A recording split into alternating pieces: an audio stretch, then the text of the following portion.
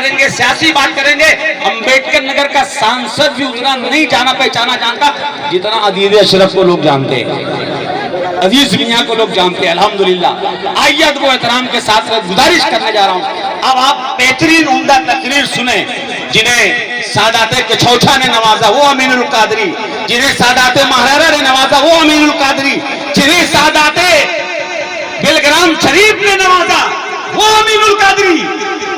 آئیے اس امین القادری کا استقبال کریں جسے ہم سب ادب کے ساتھ حضور سید امین القادری کے نام سے جانتے ہیں۔ اشرفی انجمن میں رہتے ہیں، سایہ پنجتن میں رہتے ہیں، باغ زہرا کے پھول ہیں اشرف، ہم حسینی چمن میں رہتے ہیں۔ باغ زہرا کے پھول ہیں اشرف، ہم حسینی چمن میں رہتے ہیں، اور جب سے اشرف کا ہو گیا ہوں میں، جلنے والے جلن میں رہتے ہیں۔ جب سے اشرف کا ہو گیا ہوں میں، جلنے والے جلن میں رہتے ہیں۔ تو حضرات ایک مرتبہ نعرہ لگا لیں، بالکل آخری گھڑی، اس کے بعد آپ جہاں جیسے جس انداز میں ہیں وہی ویسے رہیے گا، حضرت کی تقریر سماعت کریے گا۔ نعرہ تکبیر! ایک ایک ہاتھ اٹھائیں، لگے کہ پہلی بار وہ عمر ڈوبھا جس عمر ڈوبھا کو خطیب البراہیم نے اپنے خون جگر سے پیچھا، وہاں پہ امین القادری صاحب آئے ہوئے ہیں۔ ہاتھ اٹھائیے، نعرہ تکبیر، نعرہ رسالہ، عرس روشن علی شاہ بابا، امام اعظم کانفرنس، مسلک اعلیٰ حضرت، دارالعلوم قطبیہ روشن العلوم، شہزادہ حضور انیس ملت، علامہ امین القادری صاحب قبلہ، نعرہ تکبیر، نعرہ رسالہ۔ حب علی پہ انگلی اٹھاتے ہیں ایسے لوگ، رشتہ نہیں ہے جن کا سگے بھائیوں کے ساتھ، کوئی مٹا نہ پائے گا، ہم بھی کھڑے ہیں نور مولائے کائنات کے شہدائیوں کے ساتھ۔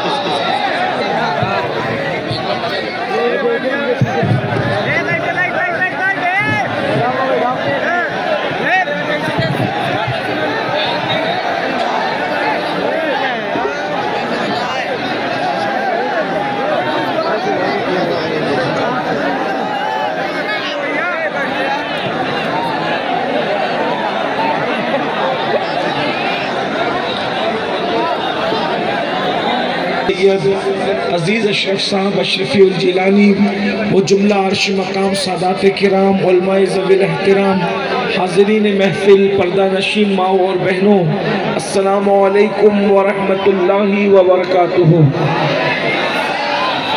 انتہائی احترام و عقیدت کے ساتھ اپنے اور ساری کائنات کے مرکز عقیدت، انیس بے کساں چارہ ساز درد مندہ، ہم غریبوں کے غم گسار، ہم فقیروں کی ثروت، شہر یار وبارک وسلمہ کی بارگاہ بے کس پناہ میں جس طریقے سے پڑھاؤں سب مل کر میرے ساتھ پڑھ لیں۔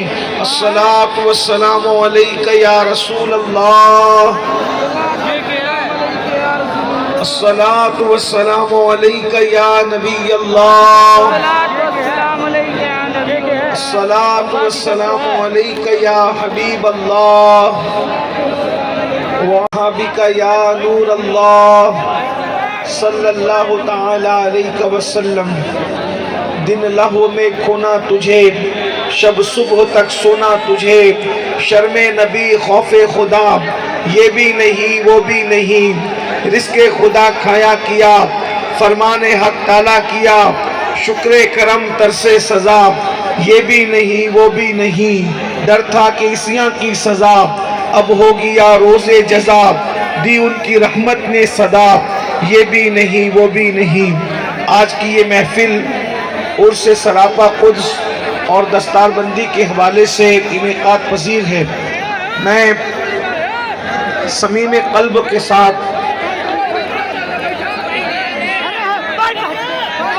آپ سب کو اور بالخصوص حضرت قاری نثار صاحب کو اور ان کی پوری ٹیم کو مبارکباد پیش کرتا ہوں اور دعا کرتا ہوں کہ اللہ اس ادارہ قطبیہ کو، اس لیے کہ آپ لوگ سر شام سے یہاں پر تشریف فرما ہیں، عرس کی تقریب میں آپ آئے ہیں، اللہ تبارک و تعالیٰ اپنے پیارے حبیب صلی اللہ علیہ وآلہ وسلم کے صدقہ و طفیل اس دیکھیے جو دنیا کے اندر بہت سارے لوگ جیتے ہیں، بہت سارے لوگ مرتے ہیں، بہت سارے لوگ دنیا میں آتے ہیں، بہت سارے لوگ دنیا سے چلے بھی جاتے ہیں، مگر ہر بندے کا عرس نہیں ہوتا۔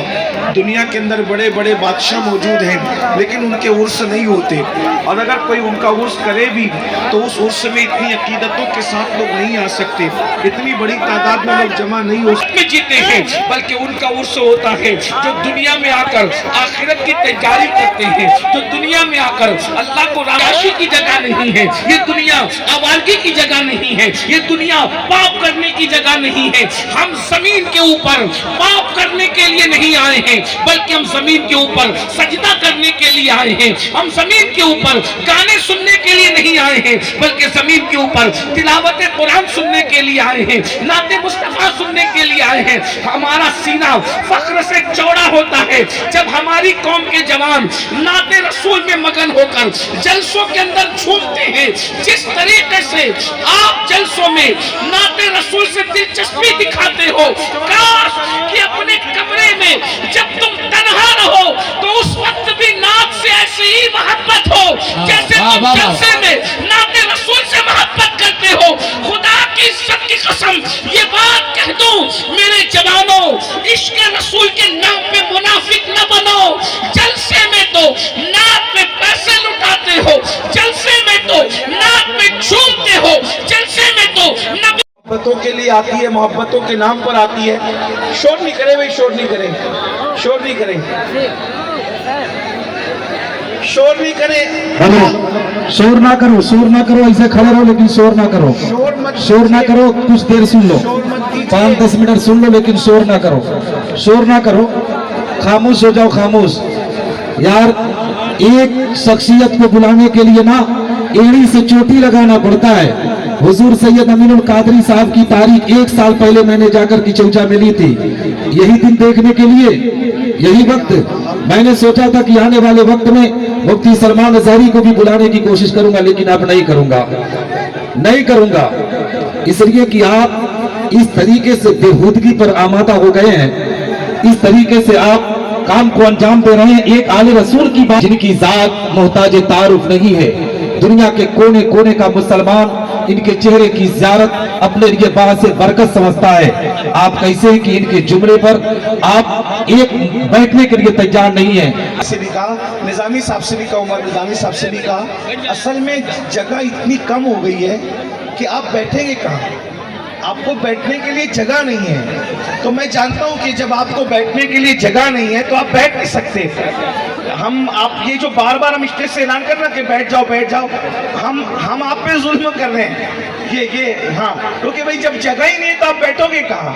تو جگہ نہیں ہے، آپ نے بڑی محبت دی۔ اچھا 2 جملے کہہ دوں میں؟